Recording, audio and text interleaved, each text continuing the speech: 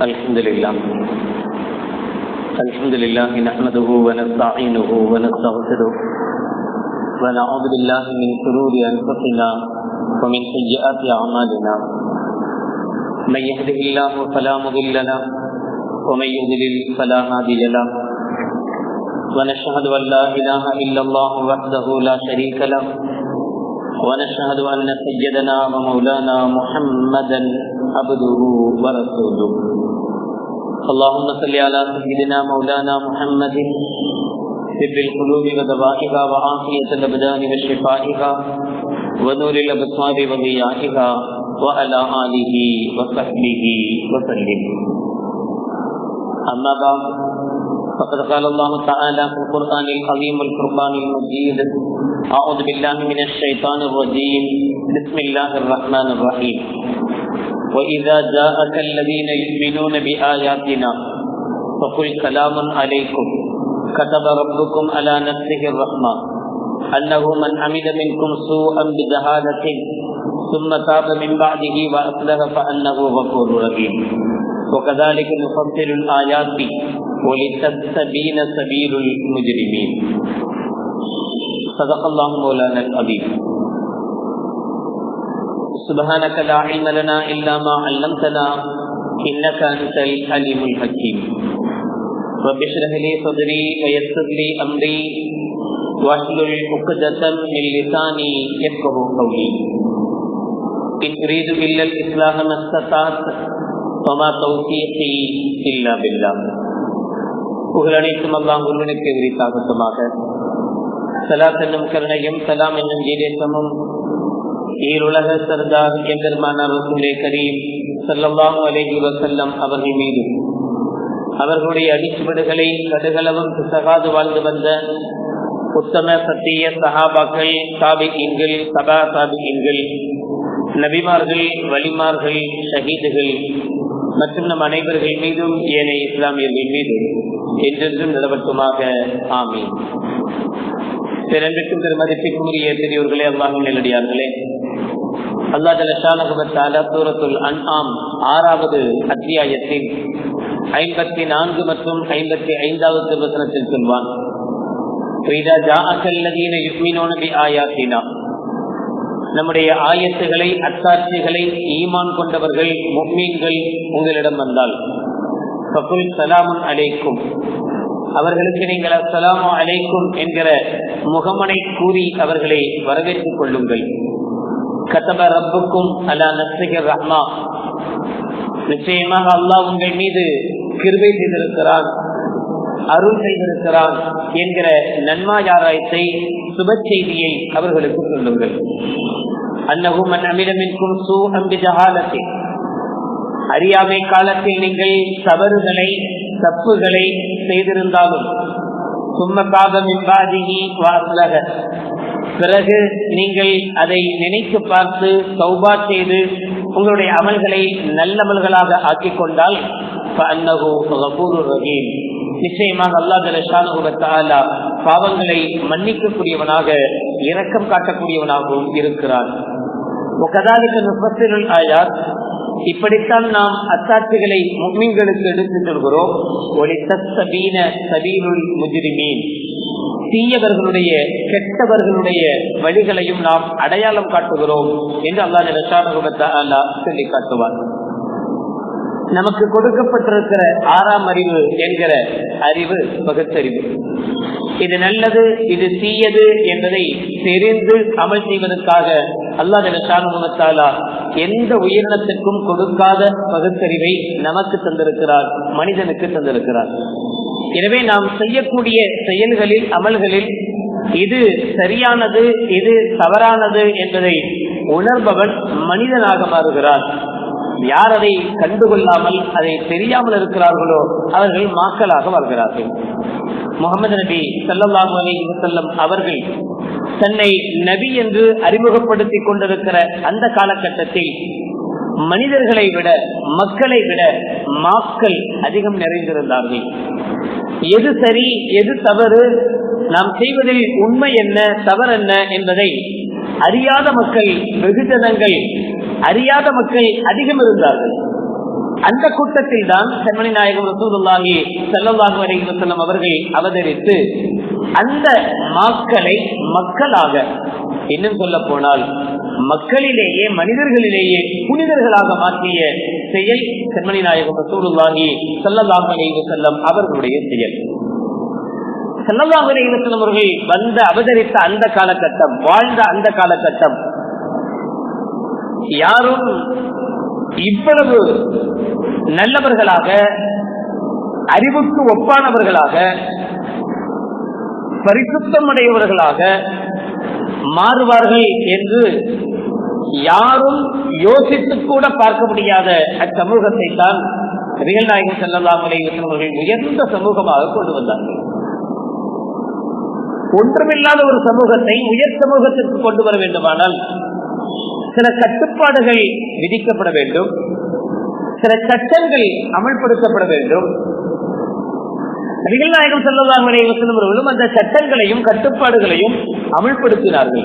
ஆனால் எப்படி அமல்படுத்தினார்கள் என்றால், யாரும் முகம் சுளிக்காத அளவுக்கு, யாருக்கு கட்டுப்பாடு விதிக்கப்படுகிறதோ, யாரிடத்தில் இந்த சட்டங்கள் சொல்லப்படுகிறதோ அவர்கள் மனமுவந்து சட்டத்தை ஏற்றுக்கொள்ளும் அளவுக்கு கண்மணி நாயகம் ரசூலுல்லாஹி ஸல்லல்லாஹு அலைஹி வஸல்லம் அவர்கள் சட்டங்களையே பார்த்திராத, எந்த சட்டத்துக்கும் கட்டுப்படாத, எந்த சட்டமும் எங்களை எதுவும் செய்து விட முடியாது என்று நினைத்துக் கொண்டிருந்த மக்களிடத்தில் நபிகள் நாயகம் ஸல்லல்லாஹு அலைஹி வஸல்லம் அவர்கள் இந்த சட்டங்கள் எல்லாம் உண்மையில் நடைமுறைப்படுத்தப்பட முடியாது என்கிற சட்டங்களை கூட ரசூலுல்லாஹி ஸல்லல்லாஹு அலைஹி வஸல்லம் அவர்கள் மிக லாபகமாக அந்த அரேபிய மக்களிடத்தில் ஸல்லல்லாஹு அலைஹி வஸல்லம் அவர்கள் நடைமுறைப்படுத்தினார்கள். அதுதான் ஒரு தலைவருக்குண்டான அடையாளம். நபிகள் நாயகம் ஸல்லல்லாஹு அலைஹி வஸல்லம் அவர்கள் அந்த அடையாளத்தை சய்யிதுல் கௌமி ஹாதிமுன் என்கிற வார்த்தையின் மூலம், ஒரு தலைவன் தன்னுடைய கூட்டத்திற்கு தொண்டனாக இருப்பான் என்கிற வார்த்தையின் மூலம் ஸல்லல்லாஹு அலைஹி வஸல்லம் அவர்கள் நடைமுறையின் மூலமாக யார் தன்னுடைய சொல்லை ஏற்றுக்கொள்ள வேண்டும் என்று விரும்பினார்களோ அவர்கள் மிக ஈஸியாக, மிக இலகுவாக ஸல்லல்லாஹு அலைஹி வஸல்லம் அவர்களுடைய சட்டங்களை ஏற்றுக்கொள்ள தயாரானார்கள். வரலாற்றில் ஒரே ஒரு நிகழ்வை உங்கள் முன் சுட்டிக்காட்ட ஆசைப்படுகிறேன். அபூ ஹுரைரா ரலியல்லாஹு தஆலா அவர்கள் சொல்கிறார்கள், ஜாஅ ரஜுலுன் இலன் நபி ஸல்லல்லாஹு அலைஹி வஸல்லம் ஃபகால் ஹலக்து. ஒரு மனிதர் ஸல்லல்லாஹு அலைஹி வஸல்லம் இடத்தில் வந்து சொல்கிறார், யா ரசூலல்லாஹ், நான் அழிந்து போனேன் என்றால் நான் அழிவுக்குண்டான பாவங்களை செய்துவிட்டேன். நான் செஞ்ச பாவம் சாதாரண பாவம் அல்ல, என்னுடைய அழிவுக்கு அந்த பாவம் தான் காரணம். அப்படிப்பட்ட பாவத்தை நான் செய்துவிட்டேன் என்கிறார். ஸல்லல்லாஹு அலைஹி வஸல்லம் அவர்கள் கேட்கிறார்கள், ஓ மாதாஸ், அப்படி என்னப்பா பாவம் செஞ்சுட்டேன்? அவர் சொன்னார், வகஅத் பி அஹ்லி ஃபீ ரமலான். யா ரசூலல்லாஹ் ஸல்லல்லாஹு அலைஹி வஸல்லம், ரமலானுடைய காலத்தில் நோன்பு வைத்திருக்கும் நிலையில் என் மனைவியோடு நான் ஒன்று சேர்ந்து விட்டேன். தனக்கு ஹலாலான மனைவியோடு நோன்பு வைத்திருக்கும் நிலையில் சேரக்கூடாது, அல்லாஹ் தடை செய்திருக்கிற அந்த நேரம். ஆனால் இவர் சொல்கிறார், அந்த நேரத்தில் நான் என்னுடைய மனைவியோடு, ஹலாலான என்னுடைய மனைவியோடு நோன்பு வைத்திருக்கும் நிலையில் ஒன்று சேர்ந்து விட்டேன். இது மார்க்கம் தடை செய்திருக்கிற விஷயம். இது என்னுடைய ஹலாக்குக்கு, என்னுடைய அழிவுக்கு காரணமாகி விடுமே யா ரசூலல்லாஹ் என்று அவர் பதைவதைக்கிறார். இப்ப ஸல்லல்லாஹு அலைஹி வஸல்லம் அவர்கள் அதற்குண்டான பரிகாரத்தை சொல்கிறார். ஒருவேளை நோன்புடைய சந்தர்ப்பத்தில், நோன்பு வைத்த நிலையில் தன்னுடைய மனைவியோடு ஒருவன் உறவு கொண்டு விட்டானேயானால் அவனுக்குண்டான பரிகாரத்தை ஸல்லல்லாஹு அலைஹி வஸல்லம் சொல்கிறார்கள். சஜிது ரஸபத்தன், உன்னிடத்தில் அடிமை இருக்கிறதா? காலலா, இல்லை என்கிறார். அப்படி அடிமை இருந்தால், ஒரு அடிமையை உரிமை விட்டால் உன்னுடைய பாவம் கழிஞ்சு போகும். அந்த பாவத்திற்குண்டான பரிகாரம். அவர் சொன்னார், என்கிட்ட அடிமை எல்லாம் கிடையாது. ஃபஹல் தஸ்ததீஉ அன் தஸூம ஷஹரைனி, 2 மாதங்கள் தொடர் நோன்பு இருப்பதற்கு உனக்கு முடியுமா? இரண்டாம் பரிகாரம். முதல் பரிகாரம், ஒரு அடிமையை உரிமை விட வேண்டும். அவர் சொல்கிறார், என்கிட்ட அடிமை இல்லை. இரண்டாம் பரிகாரத்தை ஸல்லல்லாஹு அலைஹி வஸல்லம் சொல்கிறார்கள், அல் தஸ்ததீஉ அன் தஸூம ஷஹரைனி முத்ததாபிஐன், 2 மாதங்கள் தொடர்படியாக நோன்பு இருக்க உன்னால் முடியுமா? அதெல்லாம் யாரும் சொல்லலாம், அதுவும் என்னால முடியாது. தொடர்படியான சும்மா இல்லை, 28 நாள் நோன்பு வச்சுட்டா திடீர்னு ஒரு நாள் நோன்பு விட்டுட்டாருன்னா திரும்ப 1ல இருந்து ஆரம்பிக்கணும். திரும்ப இடையில ஒரு நாள் விட்டுட்டு திரும்ப 2 விஷயத்த 60 முடிஞ்சு போச்சு, 2 மாசம் முடிஞ்சு போச்சுன்னு சொல்ல முடியாது. ஒரு நோன்பு விடுபட்டாலும், இடையில் ஒரு நோன்பு விடுபட்டாலும், அது கடைசி நோன்பாக இருந்தாலும் பிறகு ஆரம்பத்திலிருந்து ஆரம்பித்து 2 மாத நோன்பை நிறைவு செய்ய வேண்டும். அவர் சொன்னார், காலலா, என்னால் முடியவில்லை யா ரசூலல்லாஹ், முடியாது என்றார். ஸல்லல்லாஹு அலைஹி வஸல்லம் அவர்கள் 3ஆம் முறையாக கேட்கிறார்கள்,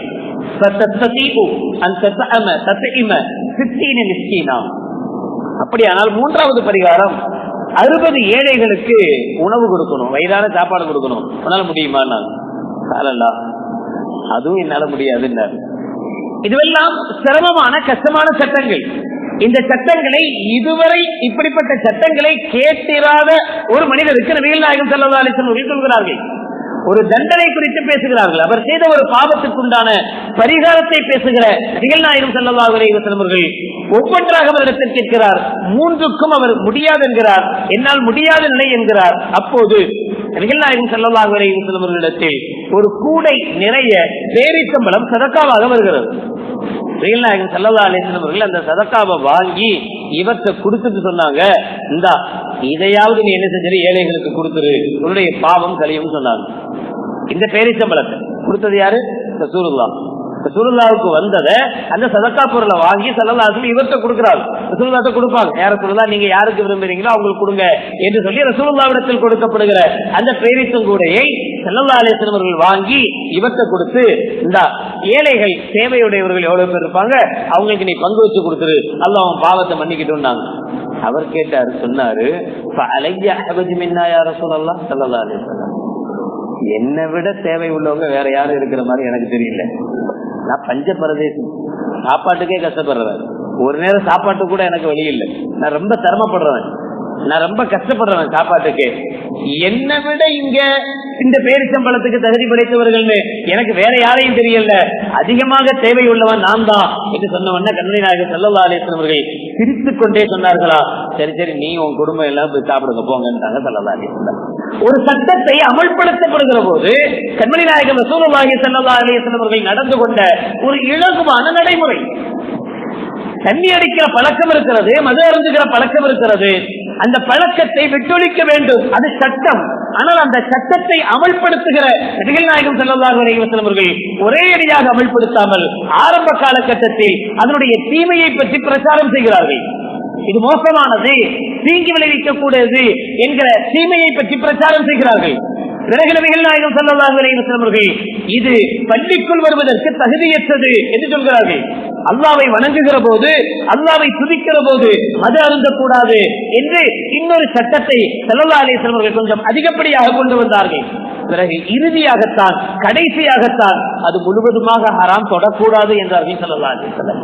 ஒரு சட்டத்தை அமல்படுத்துவதற்கு நபிகள் நாயகம் ஸல்லல்லாஹு அலைஹி வஸல்லம் அவர்கள் கொண்டு வந்த ஒரு நடைமுறை, சாதாரண நடைமுறை, எல்லோரும் ஏற்றுக்கொள்கிற நடைமுறையை நபிகள் நாயகம் ஸல்லல்லாஹு அலைஹி வஸல்லம் அவர்கள் கொண்டு வந்தார்கள்.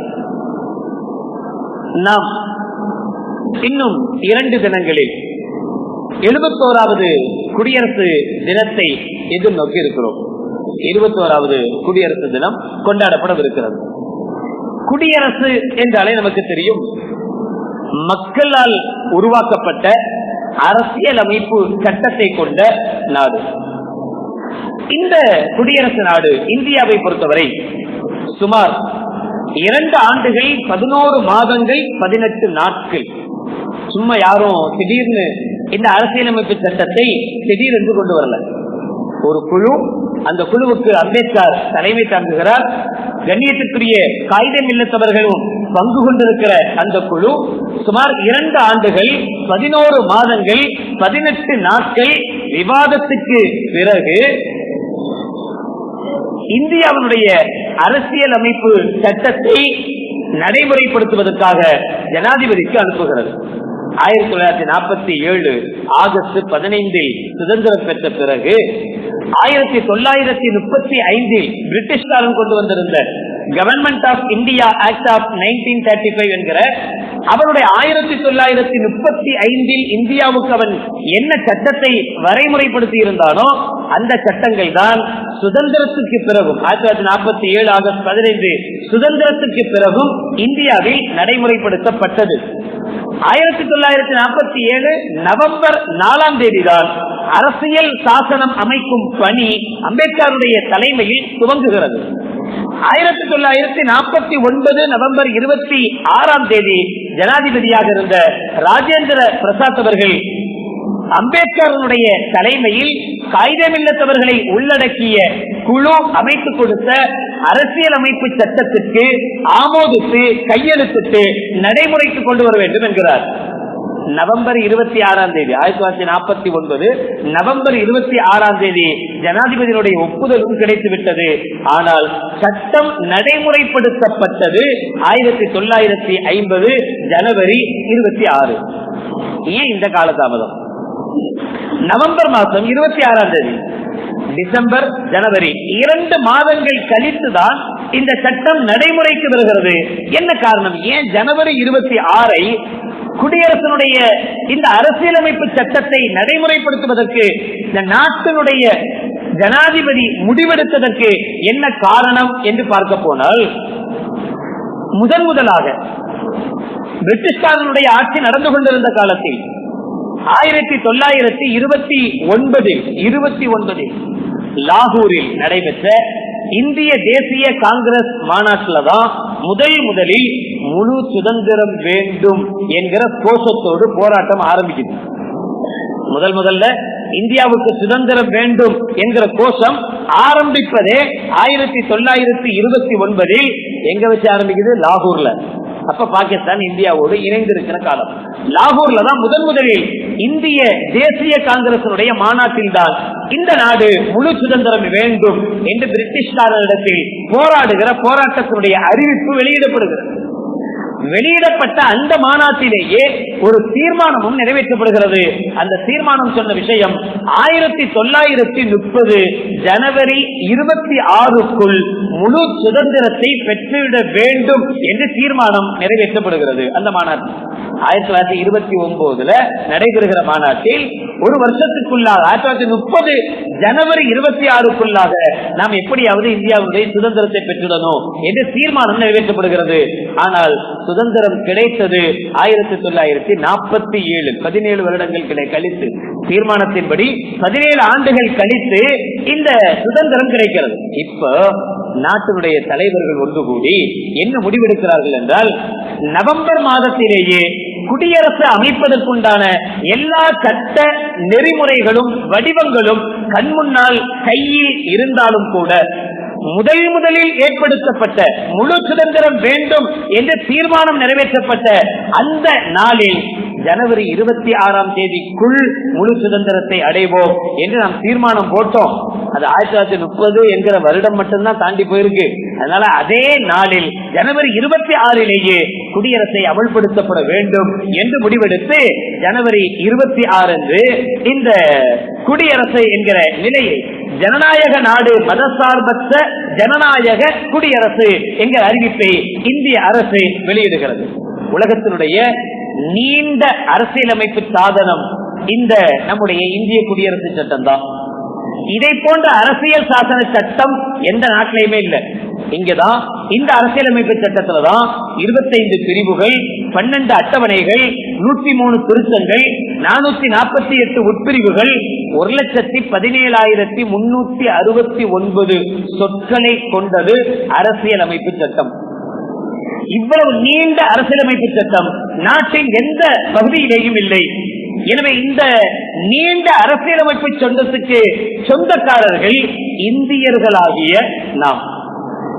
அந்த இந்திய அரசியல் சாசனத்தை கட்டிக்காக்க வேண்டிய கடமை நம்முடைய முன்னோர்களிலிருந்து இதுவரை நமக்கு உண்டு. ஏன்னா இந்த சுதந்திரத்திற்காக இந்தியாவுக்காக பாடுபட்டவர்கள் நாம் என்பதை மறந்துவிட முடியாது. அப்படிப்பட்ட இந்த அரசியலமைப்பு சட்டம் சிதைக்கப்படுகிற காலம், சிதைக்கப்பட்டு கொண்டிருக்கிற காலம் நாம் வாழ்ந்து கொண்டிருக்கிற இக்காலம். எந்த அளவுக்குன்னா, லண்டனுடைய பத்திரிகை முந்தா நாள் வெளிவந்த ஒரு பத்திரிகையினுடைய செய்தி இப்படி சொல்கிறது.